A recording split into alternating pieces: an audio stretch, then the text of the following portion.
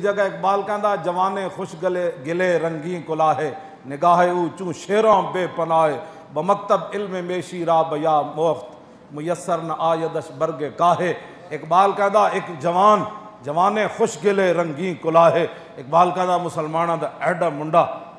تے انہیں ایڈی پگ بدی ہوئی تے او دا جسم ویچ نگاہ اونچوں شیراں بے پناہ۔ اقبال کہندا انہوں اسلام پڑھ کے او دی نگاہ ایسی جویں شیر ویکھدا نہ شکار نو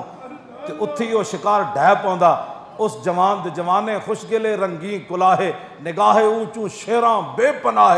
تے او دی نگاہ شیراں دی طرح۔ تے پھر ہویا کی بمکتب علم میشی را بیا موخت، او سکول گیا تو شیر نو بھیڑاں دا سبق پڑھایا گیا۔ او سکول گیا تے کہندا انہوں بھیڑاں دا سبق پڑھا دیتا گیا تے او شیر جدا ایڈا جنا سی تے او دی رنگیں کلاہے، او دی پگڑی ویکھ کے بھی انجاں لوگ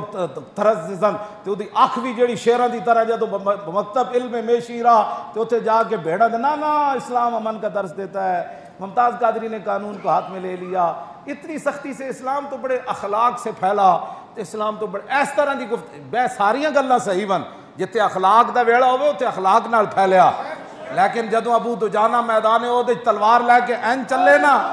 حضور نے ویکھیا کہ میرا غلام این چل رہا تلوار ہاتھ چ نال شیر پڑھدا جا رہا، ہٹ جاؤ اے آج میں حضور دی تلوار لے لئی، ہٹ جاؤ این کر کے جدوں تو حضور نے فرمایا انا لمشیۃ یبغض اللہ تعالی، فرمایا یہ چال اللہ کو بڑی ناپسند ہے، لیکن اللہ فی ھذا الموت نے، لیکن میرے دشمنوں کے سامنے یہ چال اللہ کو پسند ہے۔ اقبال کہندا میسر نہ آیدش برگ کاہے،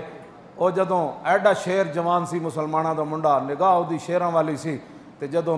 سکول وچ گیا تے بھیڑاں دا سبق پڑھ کے آ گیا میسر نہ آیدش برگ کاہے، کہنے لگا پھر کدی وہ بجلی نو ترسیا، پھر کدی وہ ٹھنڈے پانی نو ترسیا، پھر کدی وہ جناب سڑکاں نو ترسیا، پھر کدی امن تے سکون نو ترسیا، کہندا پھر او دے ہاتھ ٹٹا ہویا تنکا بھی نہ آیا، برگے کاہے ٹٹے ہوئے تنکا بھی او دے نہ آیا، ایڈا شیر جوان